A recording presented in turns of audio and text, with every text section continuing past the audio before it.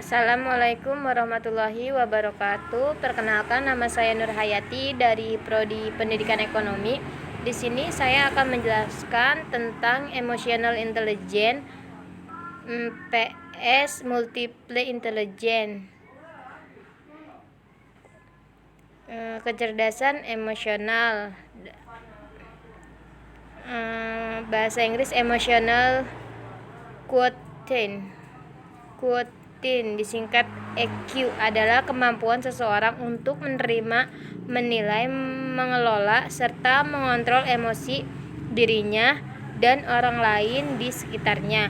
Dalam hal ini, emosi mengacu pada perasaan terhadap informasi akan suatu hubungan, sedangkan kecerdasan intelijen mengacu pada kapasitas untuk memberikan alasan yang valid akan suatu hubungan. Kecerdasan emosional EQ belakangan ini dinilai tidak kalah penting dengan kecerdasan intelektual IQ. Sebuah penelitian mengungkapkan bahwa kecerdasan emosional 2 kali lebih penting daripada kecerdasan intelektual dalam memberikan kontribusi terhadap kesuksesan seseorang. Nah, di sini juga ada salah satu contoh ungkapan emosi seseorang. Menurut Howard Gardner, terdapat 5 pokok utama dari kecerdasan emosional seseorang. Ada 5 pokok utama kecerdasan emosional seseorang, yakni mampu menyadari dan mengelola emosi diri sendiri, memiliki kepekaan terhadap emosi orang lain, mampu merespon dan bernegosiasi dengan orang lain.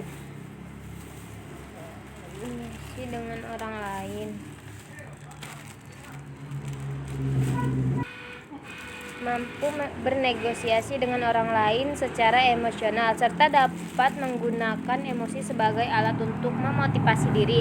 Pakar kepemimpinan Zig Ziglar menggambarkan kecerdasan emosional IQ sebagai sikap attitude yang lebih relevan dibandingkan dengan kecerdasan intelektual IQ, yang digambarkan sebagai kompetensi aptitude.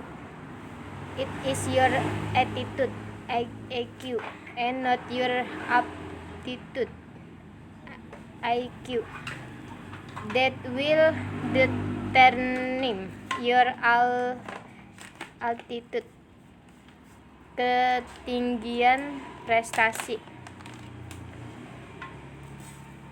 Shapiro 1989 sampai 10, Bar-On pada tahun 1992, seorang ahli psikologi Israel yang mendefinisikan kecerdasan emosional sebagai serangkaian kemampuan pribadi, emosi, dan sosial yang mempengaruhi kemampuan seseorang untuk berhasil dalam mengatasi tuntutan dan tekanan lingkungan.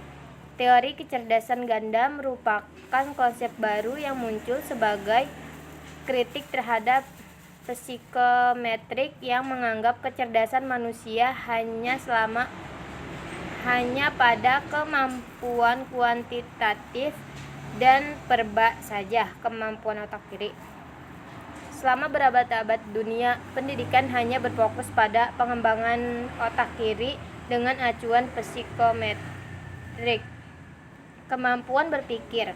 Manusia yang dicipta oleh Tuhan sebagai khalifah atau pemimpin muka bumi ini mempunyai berbagai keistimewaan dan kelebihan dibandingkan dengan makhluk-makhluk lain.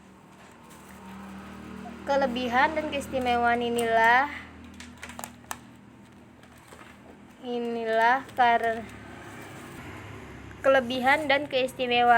ini ialah karena manusia dikaruniai akal. Akal pikiranlah yang membedakan secara kualitatif di antara manusia dan hewan. Manusia dan hewan sama-sama menikmati fungsi panca indera, namun manusia berbeda dengan hewan karena manusia dianugerahi oleh Allah Subhanahu wa taala berupa akal.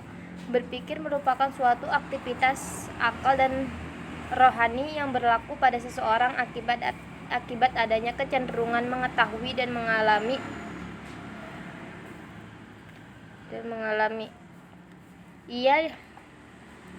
Ia disusun dengan teratur atau sistematis supaya lahirnya makna, fakta, dan pemahaman. Akal manusia berfungsi untuk mengingat.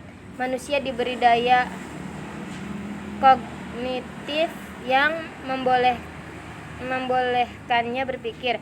Manusia juga diberi daya efektif yang membolehkan emosi, perasaan, dan kerja hati berhubungan dengan daya kognitif. Oleh sebab itu lahir pemikiran yang berkembang dapat memberi dasar kepada lahirnya ilmu. Perbedaan mendasar antara manusia dan hewan terletak pada dua hal, yakni kemampuan dalam berpikir dan kemampuan dalam berbahasa.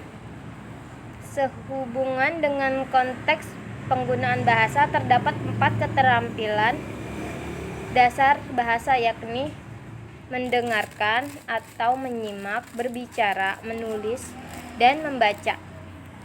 Pembahasan. Menyimak disebut juga keterampilan mendengar adalah kemampuan dalam memahami bahasa lisan yang sifatnya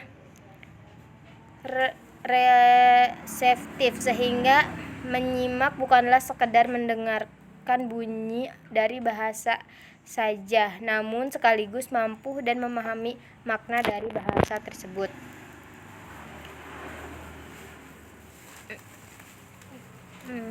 Menyimak disebut juga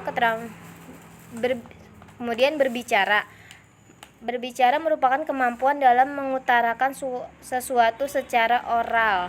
Pada keterampilan ini, seseorang diharapkan mampu mengucapkan bunyi dengan jelas, menggunakan tekanan, nada, dan intonasi yang jelas, menggunakan bentuk-bentuk dan urutan kata, dan lain sebagainya. Kemudian ada membaca, merupakan keterampilan reseptif bahasa dalam bentuk tulisan. Keterampilan ini bisa dikembangkan secara terpisah dari keterampilan mendengar dan juga berbicara, namun akan selalu berhubungan dengan keterampilan menulis. Kemudian di sini juga ada menulis. Menulis merupakan kemampuan yang sifatnya produktif dengan memakai tulisan. Menulis adalah keterampilan berbahasa yang paling rumit, sebab bukan sekedar menyalin kata atau kalimat, tetapi juga menuang dan mengembangkan pikiran melalui tulisan yang terstruktur. Perilaku sosial adalah suatu sikap relatif dalam merespon orang lain terhadap dirinya dengan berbagai cara yang berbeda-beda. Membentuk perilaku sosial remaja itu sangat dipengaruhi sekali bagaimana ia berinteraksi dan bagaimana keadaan lingkungan yang mendukung serta memfasilitasinya dengan baik. Sebenarnya tidak apa-apa jika anak lebih suka menyendiri, hanya memiliki 1 atau 2 orang teman. Juga tidak berarti anak bermasalah dalam bersosialisasi. Namun jika si kecil sama sekali tidak punya teman, Bunda mungkin perlu mencari tahu alasannya dan menaruh perhatian khusus padanya. Mungkin hanya itu saja yang dapat saya sampaikan. Kurang lebihnya saya mohon dibukakan pintu maaf yang seluas-luasnya. Saya akhiri. Wassalamualaikum warahmatullahi wabarakatuh.